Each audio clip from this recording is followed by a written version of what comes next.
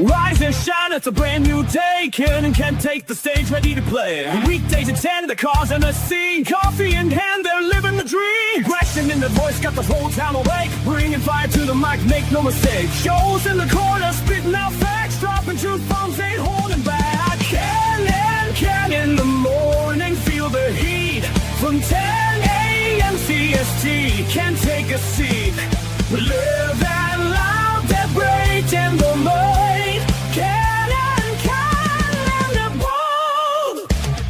Light up your speakers, crank up the sound. They're talking about life upside down. Opinions exploding like a sonic blast. In the studio, they're built to last. With passion and grit, they engage and ignite. Every single week, they're a force can't fight. From sports to politics, This is a Huddle Sports Network broadcast. You can find us on Roku TV, Amazon Fire TV, Facebook, and of course YouTube. Get all your NFL news here first.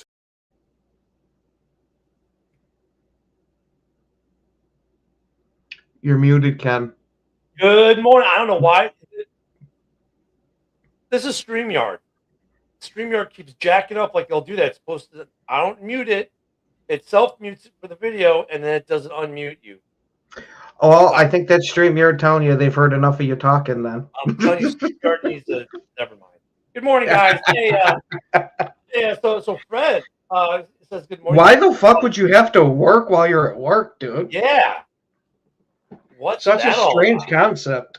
What is that all about? I was going to say, do you know what this word is that he's talking about, Ken? I don't know. I mean, because some people think you have to work 24/7 now. If you follow sports and politics mixture that's been happening.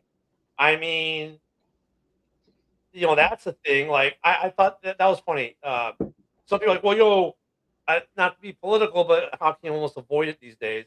With Cash Patel be at the USA hockey game. Well, why wasn't he working? I was like, what? Why? Well, he should be working. There are all these things going on. He should be working. I'm like, I just want to turn to those people and say, do you work 24 hours a day? Do you ever get a day off yourself? Do you work Monday through Sunday from 12 midnight to 11:59 in the evening? I'll give you a minute off. I'm nice like that. No, you don't. People get time off. However, some people don't take time off. Coaches and stuff right now at the combine. But that's not even the news. There's no real player movement from yesterday, except for the Jets are prepared to tag Breece Hall, which I found surprising because that's the only real player news that came out yesterday. I find that amazing, interesting because we were talking just 2 months ago or so, 3 months ago, how he was a possibility to be traded at the deadline. Now they're going to possibly tag him, which I found interesting, which is a nice paycheck for him as a running back. I think his cap number, their tag number is like 14 mil and change, almost 15 mil. But there was big news yesterday. I'm being frustrated, as well as many other Bears fans are, in like the lack of news for what's going on at the stadium, considering we've had this huge flurry, and we're all thinking, hey, Friday's probably the deadline for Illinois. You think we'd be hearing about negotiations, talk, the Illinois legislative maybe taking a vote or discussions to move things along in committees. None of that. Until this morning, the state of Indiana passed yet another measure to clear a way for the Bears to build a new stadium. They just hit another milestone.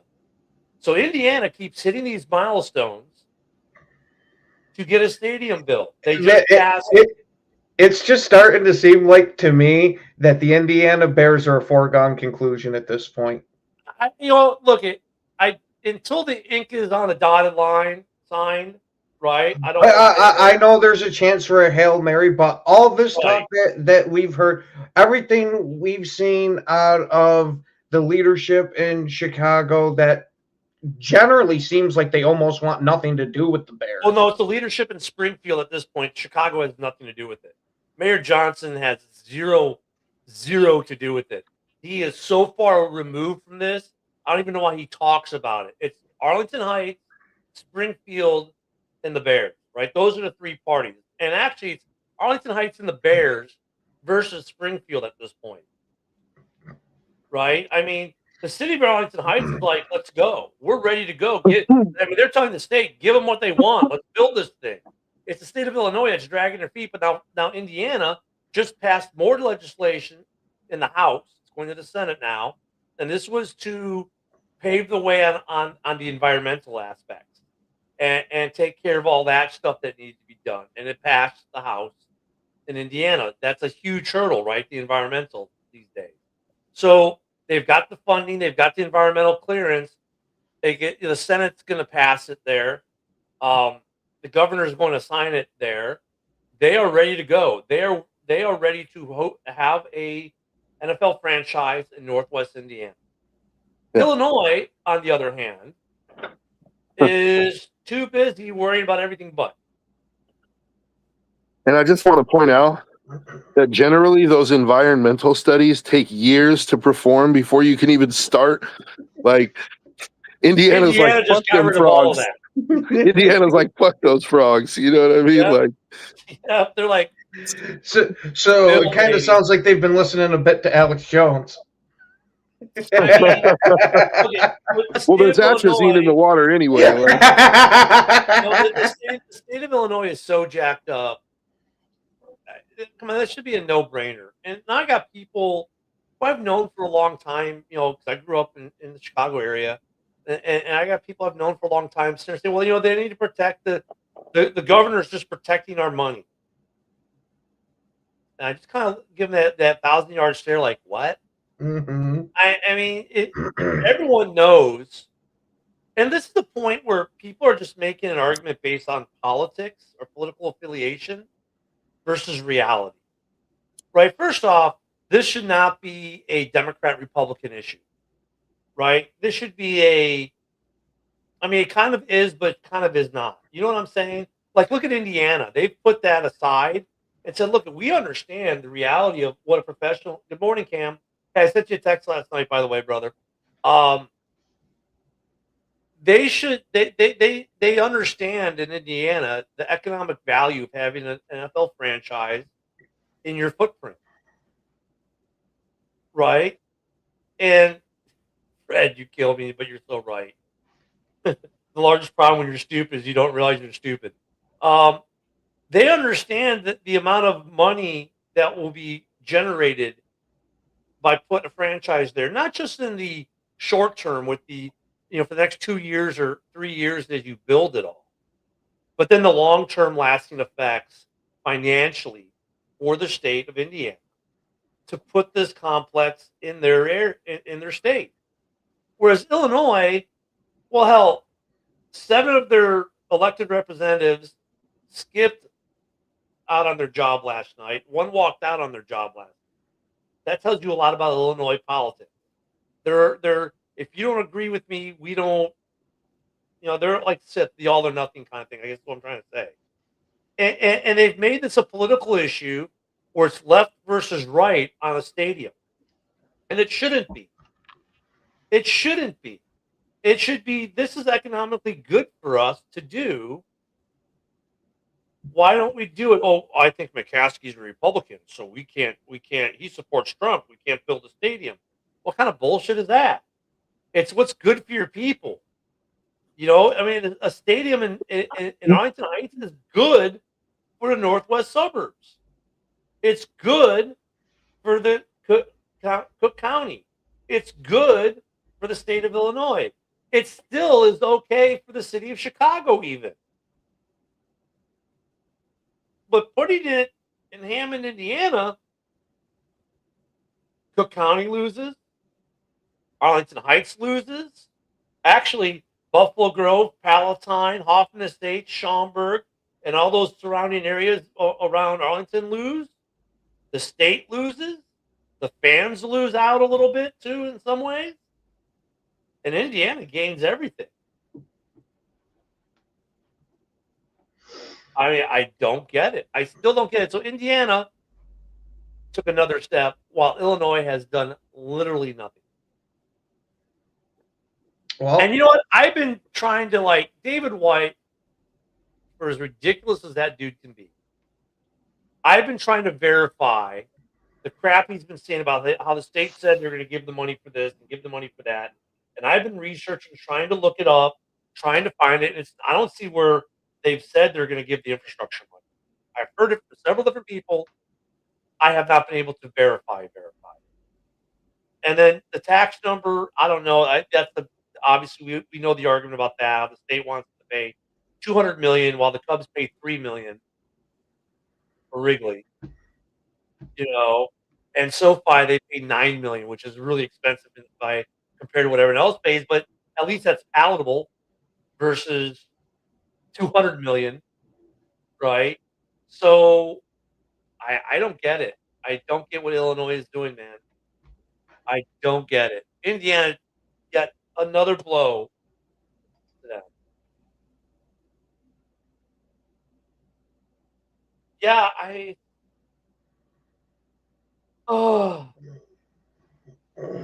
there have been times where the parties come together in our past. Unfortunately for some of you who watch us, you don't even remember it because you're not old enough to. That's how sad it is. 20 years ago, you would get bipartisanship. Now you don't. So if like you're 30, you might not even remember the last time there was actual true bipartisanship. I do. It was when they signed the Patriot Act. Yeah, you get around 2000s when you started to see this fracture and started going as crazy as it's going. Maybe a little sooner than that, but yeah, man. No, I mean I'm not losing my team, man. I'm not losing my team. Ken will still be a Bears fan even if they're the London Bears. I don't care where they play. I mean, I'm not a fan of them because they're Chicago. I'm a fan of the team, of the franchise. Yeah, I grew up in Chicago, grew up watching the Bears, but my fandom isn't linked to where the stadium is. I'm not that shallow. Some people are. Some people really are. They're like, well, if they're not in the city limits, I'm not a fan. Well, then you're not a fan. I mean, I just think it's sad that we're in this place where the state of Illinois is going to lose a marquee franchise founding member of the NFL out of stupidity, sheer stupidity. That's what happens when you get caught in pissing matches. You usually end up with it all over the front of you. You know what, Ken? I think that's interesting you said that. I think the state of Illinois thought they'd get in a pissing match with the Bears, and that the Bears would submit to the will of the Illinois government. And what they're realizing pretty quickly, or should have realized, is that the Bears are a business, and they don't have to submit to your will. They can move. Yeah, I was going to say, I don't know what any city is thinking that, because the franchise has been tied here for so long, they're never going to leave. How many times have we seen franchises up and move clear across to the country even? So I remember this very vividly, the Midnight Surprise. The Colts up at midnight get the Mayflower trucks and move out of Baltimore, and the next day the trucks are pulling up in Indianapolis. I remember the Raiders moving from Oakland to L.A. I was in 5th, 6th grade when that happened. Hell, I still had my Oakland Raiders pencil. I refused to use it because they were no longer the Oakland Raiders. I'm like, I'm saving this because now they're the L.A. Raiders. People aren't going to remember they're the Oakland Raiders. And then, 20 years later, back to Oakland. I remember when the Rams, when Georgia Fontaine, when her husband died, said, oh, well, we're moving back to St. Louis, my hometown. And when the Rams moved to St. Louis, I remember the Oilers moving to Tennessee to become the Titans. I have a kind of cool story about that when the Raiders moved back. So the Raiders moved back to Oakland, but their training camp was in my hometown in Napa, right? And I went to Redwood Middle School. Their training facility, it was at Redwood Middle School. Like they built it there. So when in 1990, it was like 1994 or 95, when I found out the way I found out they were coming back is Rob Fredrickson showed up at my school, and he just so happened to be my favorite Raider. like ever since he played a whole season with a cast on his arm and still had like 100 tackles, like I was like, this dude's a straight savage, right? Like, so all of a sudden I'm just like walking in the quad and I see Rob Fredrickson, and nobody really knows, unless you're a Raider fan, nobody really knew who he was, but I knew who he was. So I walked up and I'm like, you're Rob Fredrickson. He's like, yeah. I'm like, what are you doing here? He's like, oh, we're talking about building a facility here so that we could train. I was like, fuck yeah. Dude. Like, he gave me his autograph and like, yeah, dude, like I knew before almost anyone that the Raiders were coming back. I was like, dude, Rob Fredrickson was here today. Like, I don't know if you guys remember Rob Fredrickson, but he was a dope. Him and Greg Biekert, man. Those guys were awesome linebackers. But you know what? Those are all those are all older. Like the Titans, they moved in what, 96, 95, 96. Those moves are all old. I mean, we're talking 30 years ago. But hey, let's talk about the Chiefs. Very recent. Mm-hmm. Let's talk about the Raiders moving to Vegas. And look, if state governments haven't figured out, like Illinois had seen, like look at the state of California / Oakland. Not only did they lose the Raiders, they lost the Golden Warriors. Now, luckily, they did stay in the state, and now they're losing the Oakland Athletics to become the Vegas Athletics. Kansas City and the state of Missouri lost the Chiefs to the state of Kansas. If you're the Illinois government, I don't know why you play a game of chicken with one of the most powerful franchises in the NFL. You're going to lose this game of chicken because they can move and look at when the Bears, and I got to give the Bears a lot of credit. And there's some Bears fans trashing the Bears, people trashing the Bears on this because they're stupid. That's the only thing I can say. I go back to Fred's comment. The problem when they're stupid is they don't know they're stupid. They're blaming the Bears for this, and the Bears should never leave. The Bears should sell the team because of this. No. The Bears gave Illinois more than 3 years. The Bears gave the city of Chicago about 2 years of talking and negotiating, 2 to 3 years of getting a new stadium before they even purchased the land in Arlington Heights. Why did the Bears buy the land in Arlington Heights? Because the city of Chicago kept telling them to F off, pound sand. We're not doing anything for you. You're going to do what we want. You're going to pay. You're going to be a tenant Soldier Field, and you're going to pay, and we're going to do what we want, and we don't care what you say. That's basically what Lori Lightfoot and the Democrats in Chicago said to them, right? We're not giving you any money. We're not going to make any improvements. We're not going to give the Chicago Park District better funding to take better care of the field. We're not going to make improvements to the facility. We're not going to give you a new stadium. We're not going to let you build a new stadium. We're not going to give you a piece of land to put it on. You're playing in Soldier Field. Shut the fuck up. Get out of our office. So the Bears said, okay. And they went and they bought Arlington Heights. Then, if you guys remember when that happened, because we were already doing the show at this point, guys, it's been that long, Lori Lightfoot said, you're not Chicago. You can't be the Bears. We're going to keep the name. You can't be the Chicago Bears. And she trash talked the Bears. So much so that's what got Brandon Johnson elected. More than anything, that's what got Brandon Johnson elected. Brandon Johnson then ran a good subterfuge campaign against the township of Arlington Heights and got the city back into the conversation, right? But once again, this is what we're going to give you, take it or leave it, was basically the edict. We're going to build it in the parking lots of what is McCormick Place, but you're going to pay all these taxes, and you're going to do this, and you're going to do that, and we're going to own it, and you're going to give us money. And the Bears said about a year ago, no, we're just going to go ahead and build it in Arlington. Chicago said, well, hold our beer. We're not done. Cook County, we're your biggest client. Torpedo this. Hey, Pritzker, torpedo this. And that's exactly what they've done.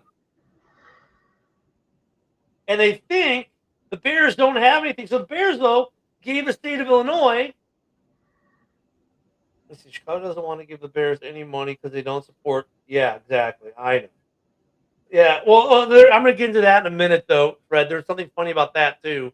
But then they gave the state of Illinois basically 3 years of exclusive negotiating rights, right? They never mentioned Indiana or anywhere else besides Chicago or Arlington the entire time. Right before the NFC champion or the divisional round, the Bears say, well, we might have to start looking at other places like Northwest Indiana.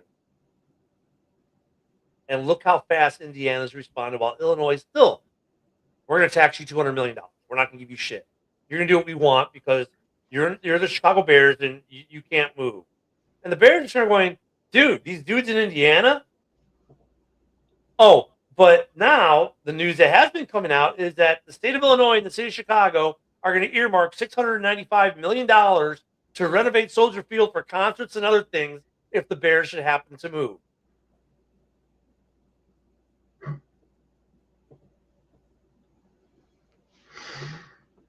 Are you kidding me? No, they're not going to turn into a LARPing facility, but they're giving like hundreds of millions of dollars to redo Soldier Field when the Bears leave. Sounds roughly about the same thing. The problem with stupidity is you don't realize you're stupid when you're stupid. And the state of Illinois is stupid. You can't make this shit up. Yeah.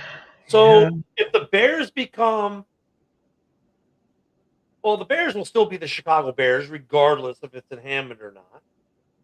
But I'm telling you what, I honestly believe right now, I don't even want to call it a Hail Mary, but state of Illinois still has, and here through all of this stupid shit that I just went through, the state of Illinois still isn't out of it. The state of Illinois still isn't out of it, Dorn. No, it's not the Bears that suck. No, Dorn. I'm not saying the Bears suck. I'm saying the state of Illinois sucks. The state of Illinois nice to see you in the comments, buddy. Yeah. But, I mean, like Dorn, you should be going. Dorn, you should have carte blanche to trash talk the state of Illinois and the state of Chicago all day over this shit. Oh, believe me, John Dorn will talk shit about Chicago and the Bears. Why do you think I said what I said? I mean, come on. I mean, dude, here's the thing. If the Bears end up, Maui almost said, hey, I'm going to join the show. But hold on, let me show you something. This is his place of the week. Now he hasn't sat on that for like months. Now the last week, that's all he wants to do is sit on there. Anywho. Well, what it is he's laying there so he can stare at the Chicago symbol there because he knows it's only going to be around for a limited number of time. So, I mean, if the Bears go to Hammond, I honestly think, even though like they just put over $100 million in the house, I honestly think at some point they're going to end up moving to Hallis Hall too. Does that mean when they go over there, is it going to be an H on the side of the helmet, an I? It'll be the same. I'm telling you, if I'm the Bears, I refuse to keep the name Chicago at this point. Well, no, it's now a kiss my ass because I don't want anything associated with you. I don't want you getting any type of clout from what we're doing over here now. You wanted us out, we're out completely, name included. No, because but you know what though, branding and everything else. I was gonna say it's not like we haven't seen teams rebrand multiple different times before. Shit, you guys used to have a bear head as your logo. I think that logo would be a hell of a weapon. They only ran that for a year or two. There was already talk about them maybe trying that again. Because some people don't like to see whatever. I would still keep them the Chicago Bears, and they're still in the Chicago metropolitan area. But they will no longer be the pride and joy of Illinois. They'll be the pride and joy of the state next to Illinois. With that name, they can still claim them. and they can get there and sit to say that, oh, see, the Bears wouldn't be nothing without Chicago. We even kicked them out of the state, and they're holding on to that moniker No, because and that's a reach. That's the biggest reach. Because look at the fan base isn't moving. They're moving the stadium 30 miles away to Hammond. I mean, you don't want to slap down the fans because you just said that it doesn't matter where they play. So why would it matter if Chicago's in the name or not? I get it. I mean, you could be the Hammond. They'll still be the Bears. Put it that way. Mm-hmm. Now, if they remove the Chicago with Indiana or Hammond, but here's the thing: they're still in the Chicago metropolitan area. So that's why they'll still be the Chicago Bears, because you're still in the Chicago metropolitan area. It's like they would never be. Yeah, it's not like they were ever going to be the Arlington Heights Bears, which is actually further from Soldier Field, than Hammond is. You're still in the metro area, so it's like the Niners are still in the metropolitan area, like, even though they play in Santa Clara. That's why they're still the San Francisco 49ers. The New York Jets and Giants are still in the New York City metropolitan area. That's why they're not the East Rutherford Giants and Jets. I mean, you're still in the metro area, so that's why you retain the name. But look, they're no longer the pride and joy of Illinois, right? Illinois is going to lose that. They're going to lose that, and there's going to be a lot of other marketing and stuff that Illinois is going to lose out on because of it. The city of Chicago can still claim the Bears because they're in the metropolitan area, but they can't claim them in the same way they used to. Because now it's like the Chicago Bears who play in Indiana. There's always going to be that. It's like putting the asterisk, on it, so to speak. But it's just sad that, like, the only news we're getting about the stadium is from the state of Indiana moving even closer to getting this done, while the state of Illinois is too busy walking out on the State of the Union address last night and playing those poo-poo games than taking care of their problems at home. J.B. Pritzker had more to say about the State of the Union than the Bears. They asked him about the Bears. He said, well, let's talk about the State of the Union. No, let's talk about the Bears, you fat fuck. Fred, a shit ton of New York fans have been saying this for years, that they want the Giants to move back into New York City and to leave the Jets in Jersey and have them be the New Jersey Jets. They do not look very favorably upon their location here. They talk a shit ton of crap. So look, at the Giants practice facilities and offices are right there by MetLife in New Jersey. Where do the Jets have their offices at and their practice? I think it's relatively the same exact spot. No, it's not the same exact spot. It's different. Let me look it up. I've actually New York Jets practice. So I've actually stayed at a hotel right down the street from the Atlantic Health Jets Training Center. It's in New Jersey, though. It is. It's in Florida Park, New Jersey. On 27 acres. Wow. Okay, nice facility they got there. So, yeah, I mean, I thought that maybe they were in New York State, maybe, but they're not. Nope. That's why I looked it up. So, I mean, yeah, I mean, both teams. Look at that's another thing, though. Both teams have moved 100% of their operations out of New York and into New Jersey. Think about that.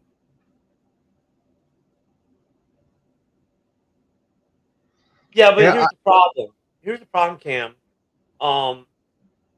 If the Bears moved to Hammond, and there was talk that, like, that guy, they were going to buy the Seahawks and move them to Chicago. Okay, that's never going to happen. Let me just stop that right here and now. First off, it's another NFC team. You have two NFC teams within 30 miles of each other. Never going to happen. The NFL won't let that happen. I saw that, darn. Second, Seahawks, like, the sea is about 2,000 miles from Chicago, so who's ever seen a Seahawk in Chicago? Who's ever seen a Seahawk, period? Yeah, but that doesn't stop teams from moving. But I mean, like the Oilers moved to Nashville. Yeah, but you see, they changed their name. Well, they Yeah, they knew that it didn't make sense, so Right, but I they mean, were that's the smart same enough to figure it out. They could. The Seahawks could move this. If the Seahawks would say were to actually be allowed to move to Chicago, they would probably change the name. But yes, the Seahawks have to be sold because their owner who passed away dictated as much, which I think is kind of stupid. But okay, whatever. It's not whatever you want to do. It's his team. And now they're saying, well, this guy in Chicago will try to buy him and move him. The NFL won't let him move. That's the other thing. The NFL is blessing off on the Bears maybe possibly moving to Indiana. The NFL has to bless off on it. The NFL will not let them, the Seahawks, another NFC team, if they were bought by this guy in Chicago, move to Chicago. The NFL will block it. The other owners will block it. Oh, but you can't tell them that. The owners can block that shit. Mm-hmm. Because there's another franchise there. Now, what the owners can't block, and usually do not block, is a move like what the Chiefs are doing or what the Bears could possibly be doing because you're staying in the metro area. But when they want to move a team halfway across the country, the owners can't block that shit. Yeah, we couldn't allow Lions fans. We didn't want to be in the basement perennially. Yeah, Fred, we're gonna replace the because Detroit doesn't ever have a winner, so we're gonna bring the Seahawks to Detroit and send the Lions off to Boise.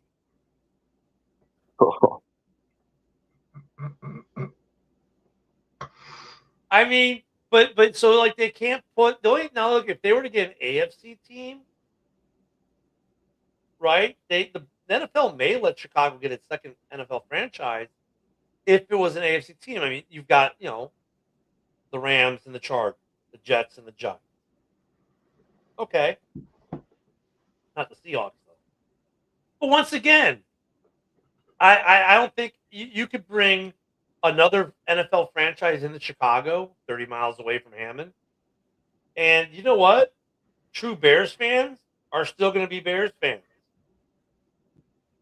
Your bandwagon ears, your non-true fans, they'll pick up the new team. And they'll be playing in bunk-ass Soldier Field, too. Yeah. Yeah. Which they're going to have to be in the shadow of the Bears in their own stadium. Now, what I think would be an hilarious outcome to all of this is you get the Bears moving to Indiana or wherever, and then you end up getting the Cardinals to come back to Chicago since they were the original NFL franchise. I saw someone say that too. As soon as I heard that, I've been kind of thinking about that because we've heard rumblings that the Cardinals aren't happy in Arizona. So, once again, though, I mean, there's a path. It's not a clear path, and it's not a nice one. No, I mean, actually, the Cardinals have a better shot of going back to St. Louis than they do Chicago because, once again, Hey, Philip, two NFC teams within 30 miles of each other, not happening. We've seen a whole bunch of crazy shit happen in this league to where we can't say what's not the happening. Closest distance between NFC teams? Think about that. Maybe the Eagles and the Giants. Yeah. And what's that? A couple hours still? I'm trying to think. The Like Eagles Packers, and the Giants. Vikings is a couple hours. Lions, Bears, Bears, Packers. The NFC North, all within 5 to 6 hours of each other. It's 1.5 hours. 1.5 hours. I was going to say it's damn near right around the corner. You've got teams that are closer. Ravens, Commanders, but once again, AFC, NFC. But they have two teams in the same division or same conference. It's usually a bit of a drive. So, Dorn said NFL has become a joke. I'm at the point I'm not watching anymore. What, Dorn? What? Dorn's been saying this for a little bit with all the extra nonsense the NFL's been adding in. And I can understand his point. I'm just frustrated. It's funny because usually as a Bears fan, you're frustrated because of the Bears' ineptitude to sign players, to field a quality franchise, to have good coaching or whatever. That's not the problem in Chicago anymore. The Bears have a good team with good coaching. We just saw it play out. Does Chicago have too many pro sports. Interesting, Philip. Because we have the Chicago has the Bears, the Bulls, the Blackhawks, the Cubs, the White Sox, the Sky, the Wolves, the Fire. I think they have an NWSL team. They've got 8 teams in Chicago right now. I think and then Philip not that might far have away. And then you've got the Rockford Ice Hogs, which is an hour and a half away. You've got Kenosha's got a minor league baseball team, which is 45 minutes or so away. You've got tons of and then you've got University of Chicago, UIC, basketball, stuff like that. There's a ton of sports in Chicago, but Chicago's a big enough city to support it all. Though did they change the name of that Kenosha baseball team to the Kenosha Kyles? That's a good one though. Hold on. I don't. It's not that Chicago has too many teams, but adding another NFL franchise. Look at whatever NFL franchise would move to Chicago would be like the White Sox, right? They're a Chicago team, but no one really goes to their games. White Sox always complain they get no. Why is it always about when people think of Chicago in baseball, they think about the Cubs? Exactly. And the White Sox have been in Chicago for 100 years, and still no one cares. So, Angel Reese is her own entertainment to watch. God, she's perfect for the city of Chicago right now. We're there we go. I was waiting for Billy to come on and say that. Billy, I don't know if you saw, but yesterday, Indiana passed yet more legislation to clear the way to build the stadium. They got rid of all the environmental crap, basically. They paved the way on all the environmental issues. And the state of Illinois has done what? And Billy the other day when he was on, he posted a picture with Pritzker. I was like, oh God. And he's like, on his post, he's like, met Pritzker today, pack your bags for Indiana.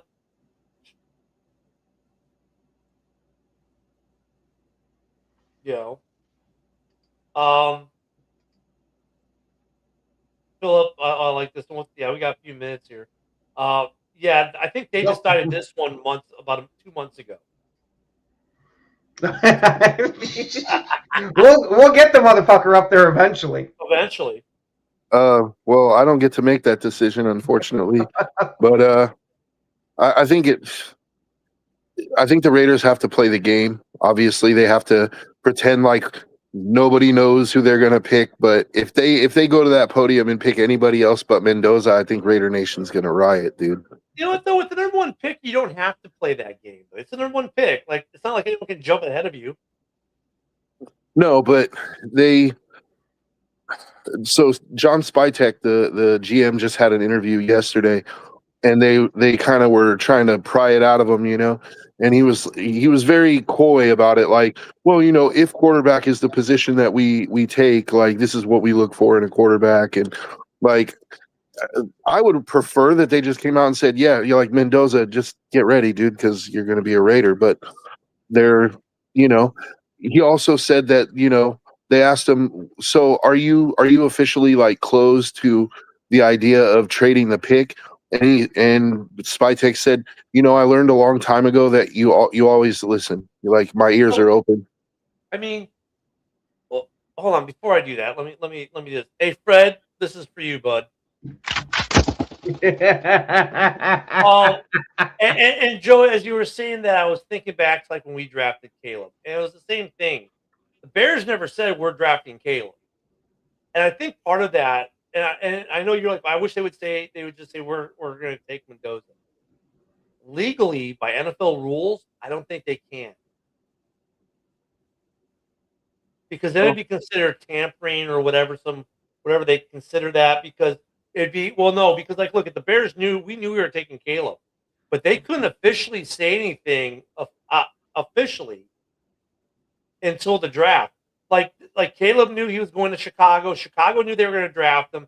They had talked about things, but I've got a major pushback to that.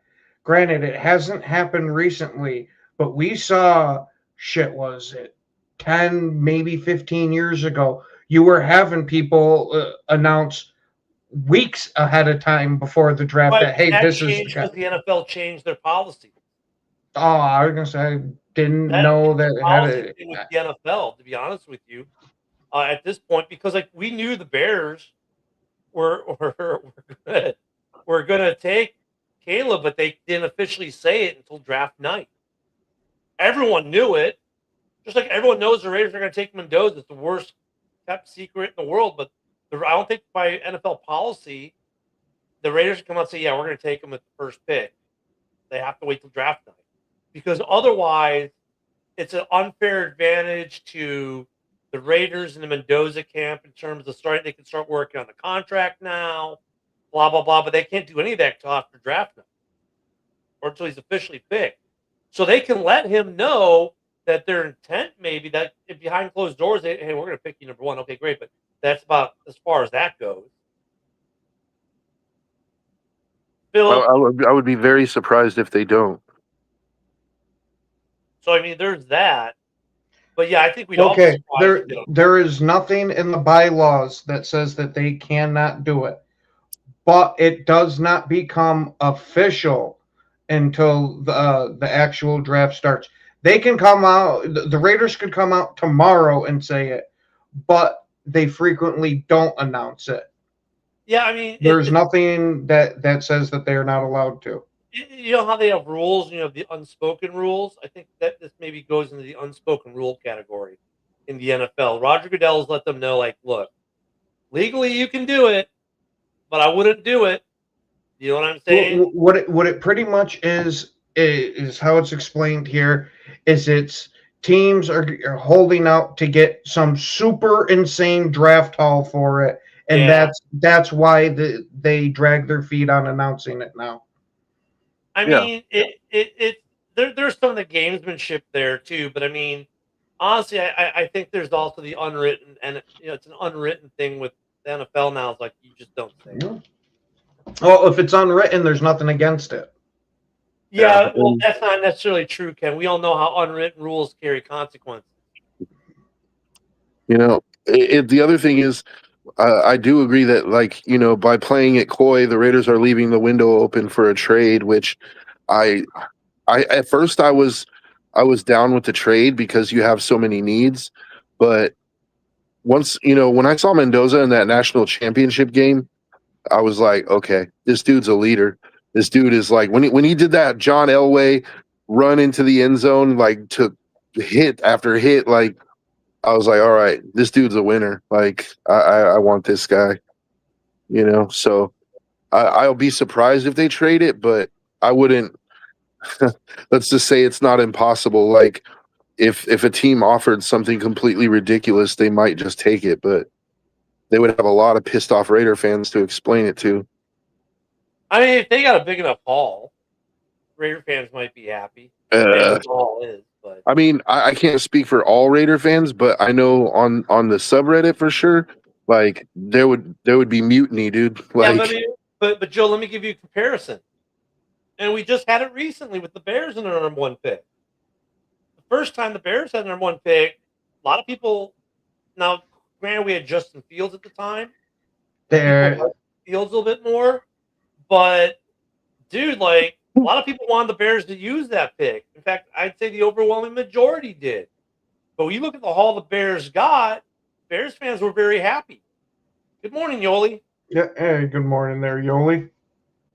So, I mean, I agree with you, Joe, but once again, though, depending on what happens, like, look at, maybe it's a situation where they trade another bad team, the first number one pick, and that team gives you the number one pick next year, like the Bears got.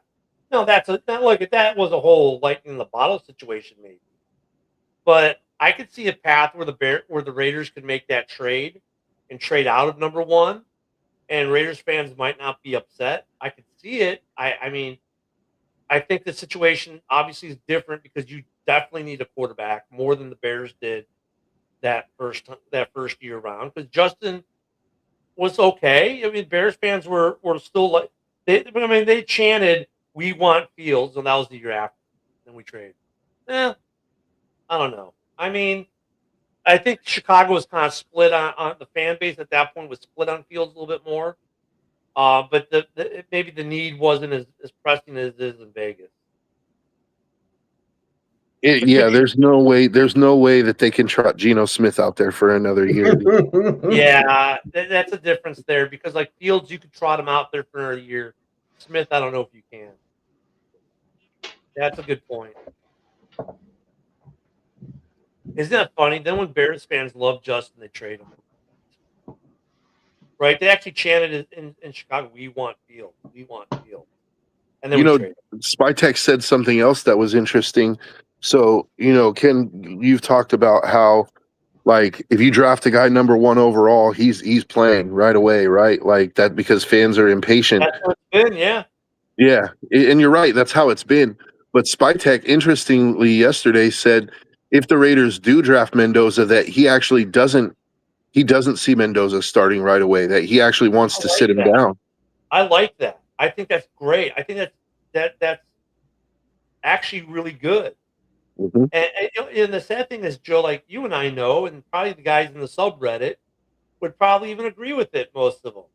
Because we talk football all the time, and we watch a lot of football. And we don't just watch on Sundays, but we talk about it every day. And look at, you can't, whether it's the three of us or you're Dre or you're Fred, you can't tell me that after a couple years of doing this morning show, the way you watch football has not changed. It most definitely, I would argue, probably has. Because now we look at things through a different lens than we're just a fan of a team that watches that team on Sunday. Now we're actively engaged in discussing the team, discussing tactics, discussing everything from coachings that we never thought we'd, the draft and all these impacts that a normal fan who just watches their favorite team on Sunday and armchair quarterbacks, we now have armed ourselves with a lot more tools in our toolboxes, right? We watch the game differently. But when you're talking about the rank and file Raider fan, the 90 or so percent of the base of the fans, they want them to go right away. The guys like us or the guys in the subreddit, we understand that it's probably better to sit him. And even some of the fans, if you want to say the more learned fans, will argue start him right away because you have the different theories of right. You have, trial by fire, get him in there right away. And then you got the guys say, yeah, but look at sit him because look what happened with Favre and Rodgers and Brady and all these other guys, right? I would applaud that. The problem is the organization. I mean, we just said you can't trot Geno out there, and that's what you're saying is, well, we're going to trot Geno out. No. They're going to cut Geno. They asked him about Geno's contract, and he said, well, the contract is a bit of an issue, but we'll figure. Once we leave the combine, we're going to sit down and figure all that stuff out. Geno's not going to be a part of the team. What I actually see them doing is going out. Well, that's what I'm saying. I see them going out in free agency. I would really like to see them target Joe Flacco as like a good bridge quarterback for, half a year to sit Mendoza and let Flacco school him a little bit. Because with Geno, I agree with Fred. Or Kirk Cousins. But I don't want to spend that kind of money. Well, you might not have to for Kirk. You might not have to spend that kind of money. I think if we learned one thing about Kirk Cousins, it's no matter where he goes, he's getting paid, dude. So I don't want to spend $50 million for him to mentor Mendoza. And here's the other problem, Joe, is you don't want to go get a guy to be your starter to sit him and now create a situation like the Packers had. Oh. Because it's, I mean, look, and I say that, and Ken's like, well, wait a minute. Now I can say it seems to be working out.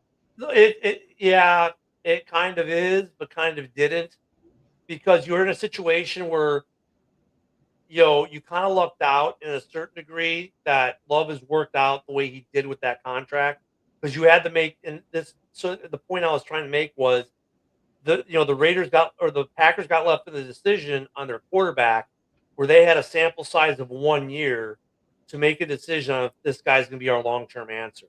And you don't want that, right? That's not the most opportune way to do it. right? They wasted Love's entire rookie contract and didn't know if he was going to be the guy, right? And then had one season, which, let's be honest, was not stellar. The front half was the back half was really good. The front half was kind of right? And that's how they based that contract on that 1 year. And if you're the Raiders, you're like, yeah, it kind of worked out for the Packers. They got lucky. But I don't want to maybe take that risk if I don't have to. So you don't want to have a guy who's not going to force Mendoza, the number 1 pick overall, who's making $10 million a year, to be on the bench for 3 years. Because you bring in another guy who's playing so good, you can't really sit him. No, I'm thinking it's a year max, and I don't even think it'll be a year. I think you're looking at half a season before Mendoza sees any time at all, and then they'll start working him into games. But at the same time, Joe, you don't want to send the message to your fan base that this is a throwaway year. It's a hard line that these guys have to run. Like the three of us, are like, look, the Raiders aren't going to go to the Super Bowl this year. You know, we hope they improve, right? We think they'll improve, but as an organization, you don't want to convey that to the fans. You want to convey to the fans that you're pushing on to LA for the Super Bowl this year. So look, as stupid as football fans, many football fans in general are, I think that there's a point where you have to be realistic, at least somewhat. And I think Raider fans, any Raider fan who expects us to go from 3 wins to the Super Bowl this year, like, bro, come on. Like, go ahead and, put down the Adderall or whatever you're doing, like, put it down. Cause like, if we get to 7 wins this year, you have to count that as a win. Like, from 3 wins to 7 wins is an improvement, right? Like, would I like to see more? Of course, but realistically, with the holes that we have, until we patch those holes up, we're still a 3-win team. So, I agree with you, but I mean, if you're the organization, though, you want to. No, I definitely agree with you that you don't want to send out the message that it's a throwaway year. Yeah. But I think Flacco. This is why I'm particularly interested in targeting Flacco. He had the Bengals, even though their season was in the toilet. He had them playing competitive ball, man. Yeah. And like I thought he did a very admirable job of filling in the gap when Burrow was down. So I think he could bring something to the team. Like, we're not going to be a playoff team with Joe Flacco and with our current roster, but I don't think Flacco's going to leave. I think if I remember correctly, they want him to stay in Cincy. And if I'm Flacco, I just sign a contract to stay in Cincy to be Burrow's backup. Because if Burrow gets hurt, he's a great thing. And for Flacco, he's not moving again. It's consistency. He's with a good team that has a chance to win the division. I don't know if I move on Flacco. Now, Fred's comment made Ken's eyebrows raise. But if you consider the other side of that coin, if he goes to the Raiders, he's almost guaranteed to start this year. And, it's like, so you have the chance to start. Yeah, but dude, I think that argument that works on younger quarterbacks, but not older quarterbacks. Flacco's at this point of a career, I don't think that matters as much. As like, I want to stay healthy. I want to be competitive. I want to be in a situation that's good for me. I don't think he cares about being the starting quarterback of any team right now as much. I think he'd be happy going back to the retirement couch that he was sitting there. I don't know if Flacco wants to. I don't know. I mean, I'm not trying to disagree with you on this, but I mean, if I'm Flacco and I get the same amount of money offered to me in Cincy as I do Vegas, I'm probably staying in Cincy. Yeah, but this is where the Raiders' deep pockets come into play, because the Raiders have the money that, like, now. Granted, I don't want to give Flacco $40 million for 1 year, but right. if the Bengals are offering him 15 and we could offer him 20 for 1 year, 20 is a very reasonable price for a starting quarterback that's a veteran, like, So let me go back up to Fred though. Fred says, in his opinion, Love is still unproven. He may be worth the contract before the contract's end, but wasn't worth the contract when the contract was made. He's still not the top quarterback Packers hoped he'd be, and Ken's eyebrows raised. And before Ken pushes back, I agree with some of what was said there. At the time of the contract, he wasn't worth the money. Is he worth the money now? We said coming into this season, this was a make or break year for him. Statistically, this was his best year as a Packer. He had a very good year. So that's where I'll push back on Fred saying he's not the top quarterback the Packers hope. I think he kind of is. The problem is the result wasn't there. But Yeah. is that all on Jordan Love? Now look at No. Jordan Love still made some atrocious throws and atrocious plays this year, but every quarterback does on some level. And since Lions fans this past offseason were touting that Jared Goff's the number 3 overall quarterback and all that, Jordan Love's got literally number 4 numbers right now. Okay, but, So- but he's cleaning it up. He's not saying Love isn't a good or even not a top 10 quarterback. He is good, but not worth. Okay, yeah, I think. Okay. Now I can get more at what you're looking at. And I agree with that, Fred. And from the outside perspective, that is 1,000% right. But from the inside perspective of it, is they had precedence with it, so I think they felt more comfortable taking that gamble on 6 games because they've had it work out for them. He was what, 55 mil was his number last year? Yep. Was he worth 55 mil? Yeah, I think so. I don't think there's any way that you could look at last season, look at the Packers last season and blame that on Jordan Love. Yeah, Like, I they think had injury after injury on their offensive line. They lost Micah Parsons. They lost Tucker Kraft. Dobbs was dropping everything. Wait. Hold on. Let's clear something up. You made us lose Tucker Kraft. Don't act like that shit just came out of nowhere, you black magic motherfucker. And then after you take him out, you refuse to use it on anybody else. Individually, as far as his performance as a quarterback, I would say, yeah, you have a very good argument to say he's probably. You have a good argument saying he's worth 55 mil. Result of the team, not all on him. Now, look, I think there's a game or two though that he could have gotten them a win where he did it. I think the one thing that Jordan Love is missing is, and Caleb has it, and Jordan doesn't right now, is that Iceman factor. Like, he's close.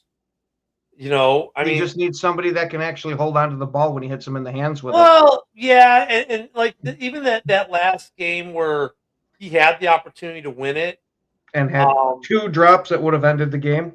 Just yeah. I mean, he's. I think the Packers are okay paying him the money. The fact that they're not getting the result speaks to more of the inadequacies of their ability to get the quality players they need around them. I will 1,000% agree with you on that. And that's very reminiscent of what the Bears have been for the last 2 decades. I was going to say that's very reminiscent of what we dealt with Aaron Rodgers. You had an absolute phenomenal star at quarterback. Now, I'm not saying Love's in that sphere of Rodgers. Dude, the drops on Rodgers, though, were not even close to the amount of drops that Love gets. And you know what? I still blame Love for some of these drops because Love still doesn't understand. He's got. I get what you're saying, but he's gotten a lot better with that this past year. But that's a big knock on him and why he doesn't have that it ability. Dude, not every ball has to be a bullet train. And a lot of these drops, especially at the end of that Bears game, might not have been a drop if you take a little off that ball. You can still get it there, like you need to get it there, but you got to make it also where it's catchable, that you can't throw the ball so damn hard that it's not catchable. And Love has that problem of doing that. Brett Favre would break receivers' fingers. Aaron Rodgers would tear up their gloves. I don't want to hear excuses that the ball was thrown too hard. And so would a certain quarterback that played for the Denver Broncos. Right? That's my point of you've that. Got to work, but there's a thing, though. They had guys who could handle that. The Packers don't get guys who can handle that.